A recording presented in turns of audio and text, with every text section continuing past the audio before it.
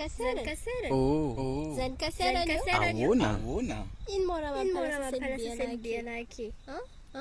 Tsy fa mietritry zany bureau. Zay io an lasa saigny zay io hoe ko alagna ady aby amin'ny Madagasikara, alagna ady aby atsika zany lasa midigisikira.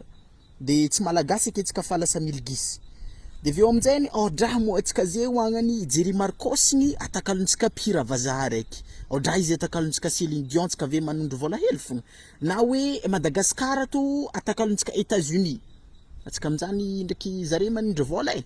De aveo aminjay lasa saigny za hoe magnino mo a Madagasikara ito agnany karaha fa artiste ndraiky maromaro tsy tokony le olo mitandregny hira. Mety efa tsiala donc samy mamoaka artiste tsiraikiraiky nisy tokantragno e.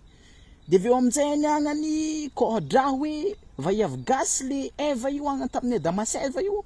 Atsika mety tsy nijaly be nagnanto satria agnany vaiavy Gasy boka mahidy. Eva tamin'izy nihinagna pomme iran'ny rasany ramsenazy nameny ramsenazy. Fa ko vaiavy Gasy mihinan-draha zany. Io agnany wataty awantsagnaharry tsetiny mirasa zany mivôny aby. Tegna malasalasa saigny za raha magnanjany. Anana ino mo tafiriana inona mangidy farany?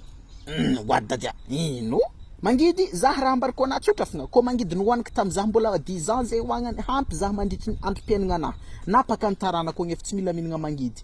Raha jiaby hitanà ambony tany eto fa mangidy fiainagna fa mangidy vidim-bary efa mangidy agnany ena fa mangidy agnany de za mbola hinagna mangidy koa. Mangidy razanao.